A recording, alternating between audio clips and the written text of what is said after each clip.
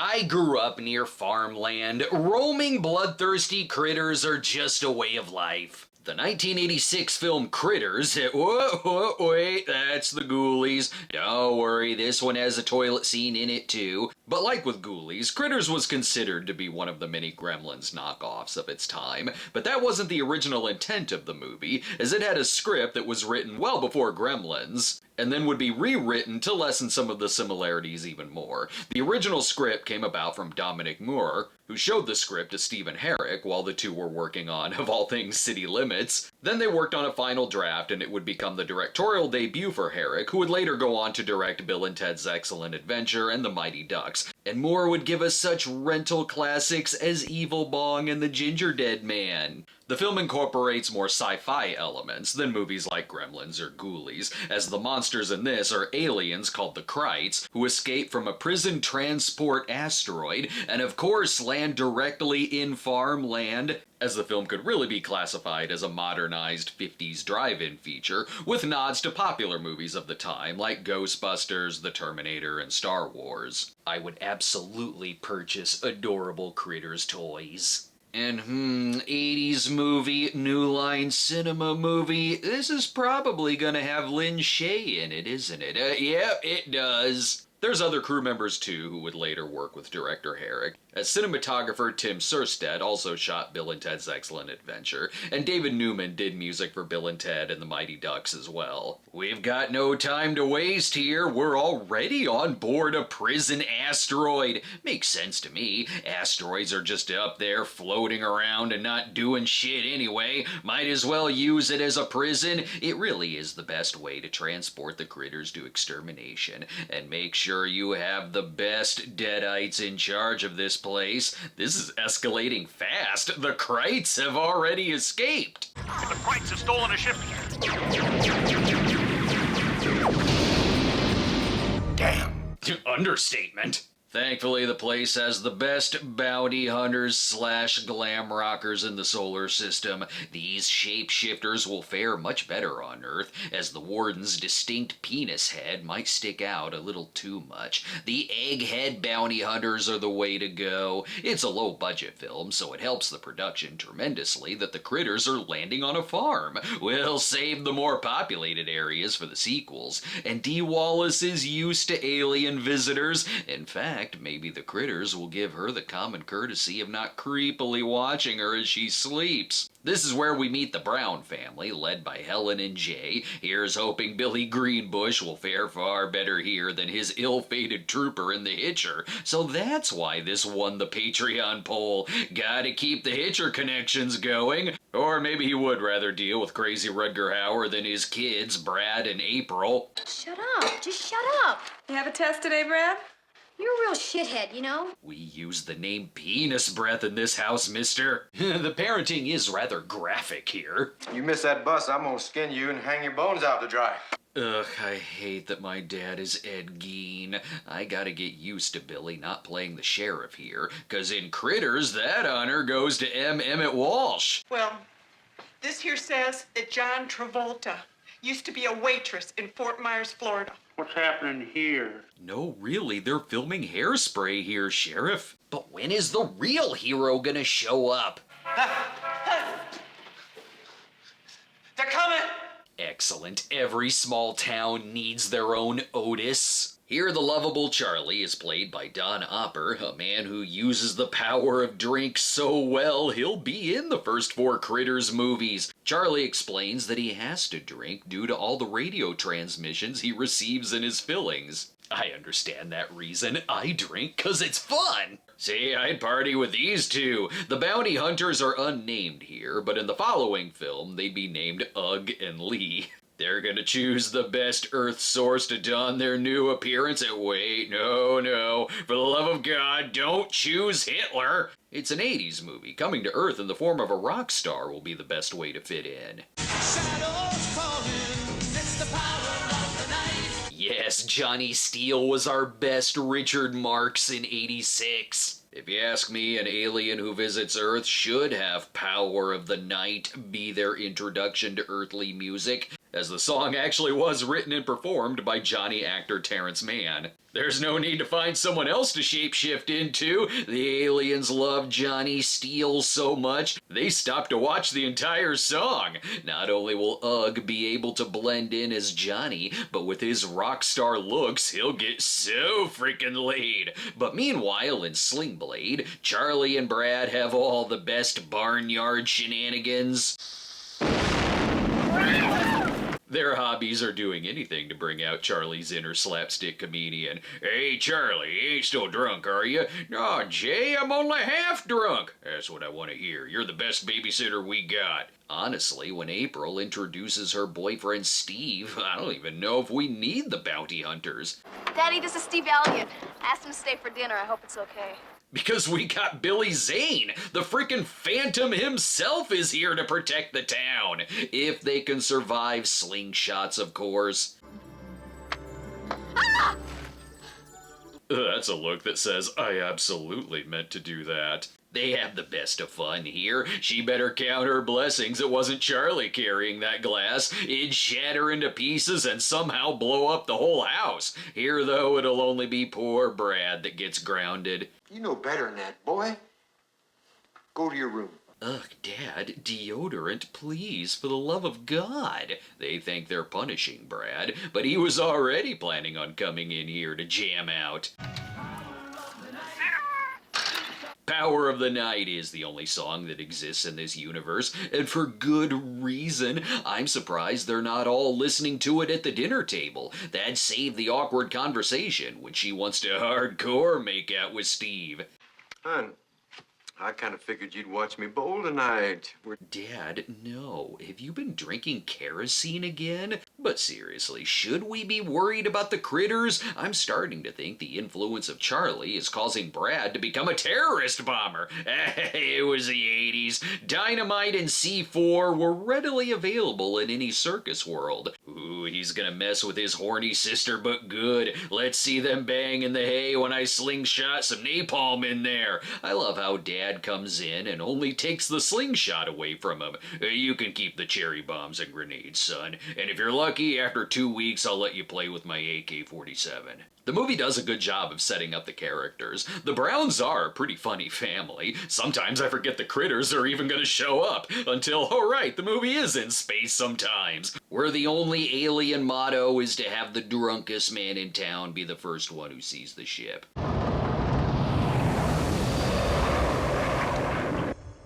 Yeah, I'll check myself into the loony bin, thank you. So far, Power of the Night is in the movie more than the critters are. Johnny Steele's Power of the Night. Something's gonna happen. Do you feel it? He's no B.J. Thomas. I love this part. Mom is pretending she doesn't understand Johnny's appeal, till it cuts back and yeah, I would leave my husband for this dreamboat. Let's take a break while they figure out if the sudden rumbling is due to the power of the night or the power of the Zane. There will be some surprise guests. They have very bad manners. Ghoulies. They'll get you in the end. We're back, and the critters have landed if they can figure out how to open a door.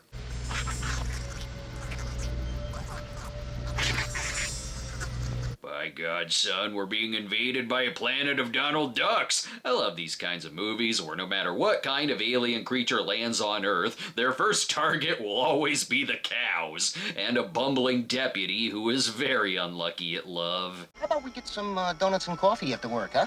Over. Not tonight, Jeff. Not ever. Over. Ooh, the ship ain't the only thing shot down in this town. Some of the references are subtle, too, like the name of the town being Grover's Bend, which is a nod to Grover's Mill from the Orson Welles War of the Worlds broadcast. Or what happens to this poor deputy. I'll take that as a reference to the Monty Python Killer Cars, only because it's the first thing I thought of in my head. When you watch a creature feature that has a low POV shot, you know shit is about to go down. God damn it, Charlie! Oh wait, that was my bad. I like the build up too before we get a really good look at the critters, like this shot that actually is a little creepy. Relax, honey, relax. Who are you gonna call? The Ghostbusters Bowling League, of course. They're just the opening act. We're really here for Johnny Steele's most grand concert entrance yet. They're gonna have to do some multitasking. Dad needs to save some of his shotgun shells for the critters if he doesn't put them all in Billy Zane for touching his daughter in the barn. I know that whenever I hear strange sounds in the basement, I do my best to get right up close to it and try to pet its very soft fur.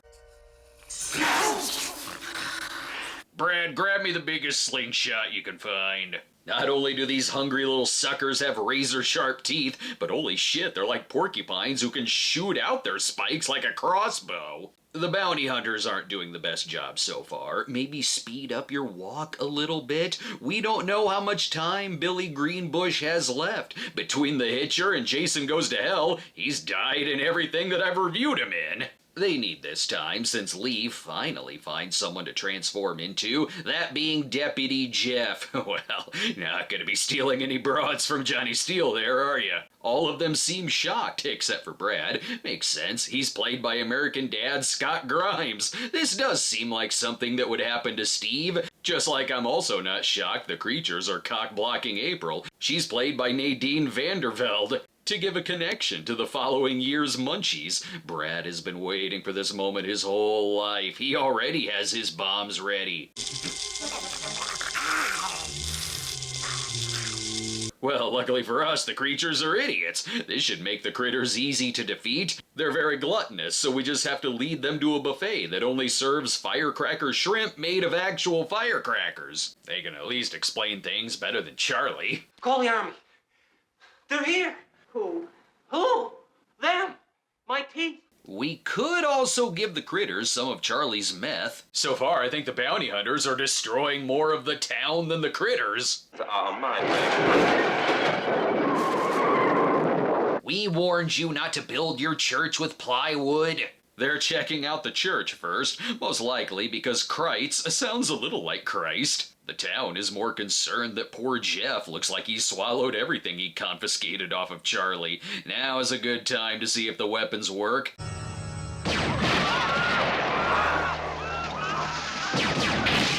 That's revenge for the church setting fire to all the Johnny Steele albums. This detail is clever too, like how the bounty hunters aren't used to our vehicles, so they're actually kind of bad at driving. Let's see now, do I use my Critter's gun or do I use my Steve gun? Well, Critter's gun for now. Have you just tried using a box with a string and a stick? I'm sure you got pie in here that you could use as bait. Every farmhouse like this has pie in it somewhere. Look at this, they even eat up the car.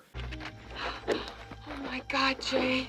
Nah, it was me who did that. Had 10 chili dogs after the last league night. Damn near blew out my own pants. Shooting at the critters doesn't seem to scare them. It just equips them with their Sonic the Hedgehog-like powers.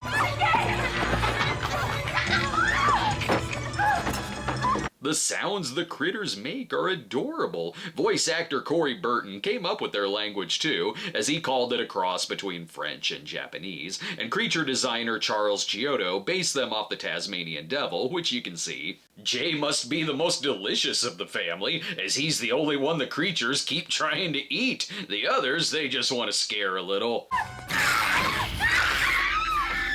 You're slacking, critters. The poster specifically states that they eat you so fast you won't have time to scream. That's what they get for filling up on a Billy Zane appetizer. They've picked up all our most important words, too.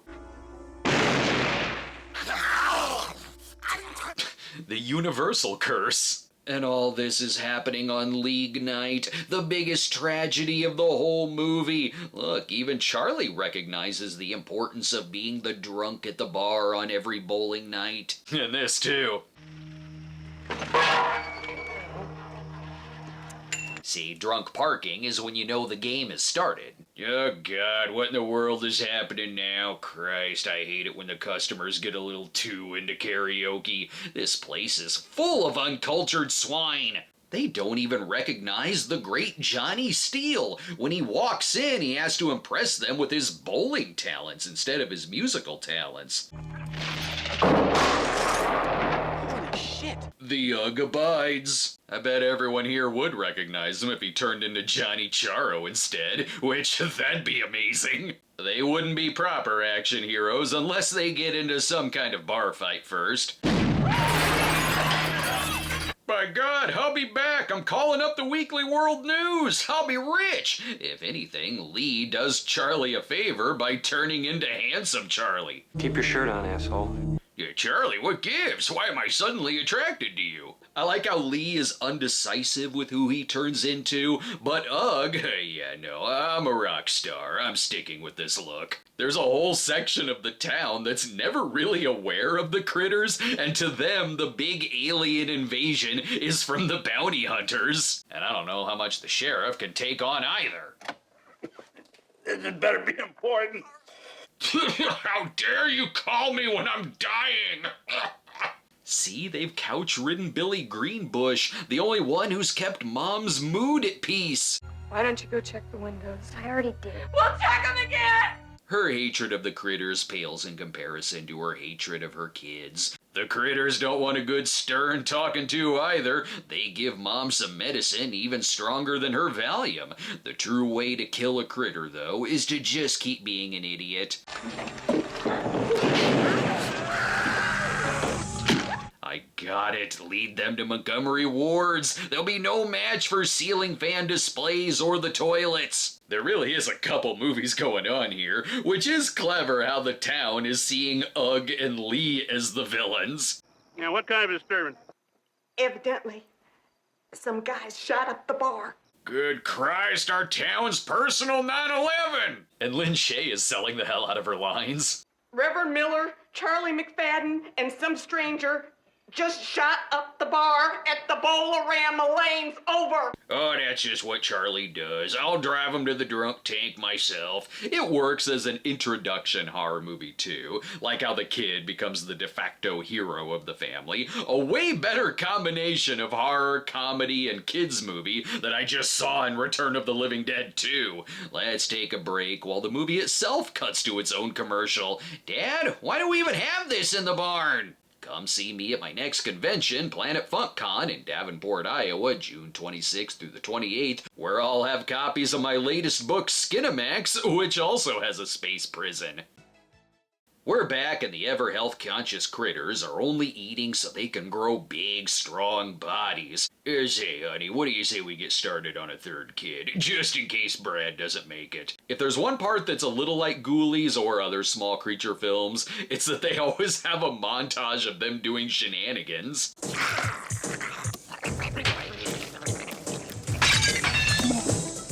This time it's very necessary to the plot, because, wait, the movie E.T. exists in the universe of critters? Does everyone in town have facial blindness? Like how they don't recognize the great Johnny Steele, or that Helen Brown is Elliot's mom? Don't worry, kid, you're safe. 2 members of Whitesnake are here to rescue you. Really, they should just equip Dee Wallace. She appears to be the best shot in the film.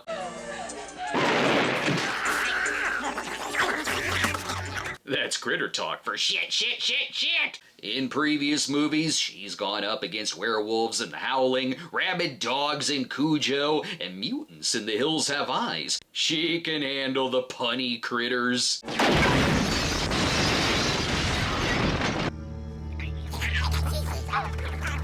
Oh, you little bastards. You think you're funny, do you? That's why they originally headed off for termination. No one on their planet likes some joke-happy tribbles rolling around, while Brad does what a Brad like myself would do, going back inside to save the cat. The movie also one-ups the toilet gag from Ghoulies, which was just an insert shot put in because the poster was popular, whereas here, this critter takes the last shit of his life, and Don Hopper really is good in this. It's 2 wildly different looks and personalities between Charlie and Lee, and he sells both of them. It being an 80s movie, though, means that no matter how much firepower the bounty hunters have, our only hope to save humanity will be a kid on a bicycle. And drunkenness. Brad, was right. I was right. It was a good idea to mix heroin and motor oil. Charlie, when we're done here, we are gonna give you a makeover. I guess their end goal is to find the hottest girl in town and bring her back to their planet. Where Al failed with Lynn Tanner, April will be their planet's new queen. We know where this is gonna lead. Brad goes everywhere with enough firepower to provide the explosion budget for a Chuck Norris film. Like how Charlie's crippling drunkenness also saves the day. And they laughed when he carried whiskey with him everywhere. You can all bow down and thank alcoholism for saving the planet. Not before the critters get in one more shot. Dicks, that was just straight up rude.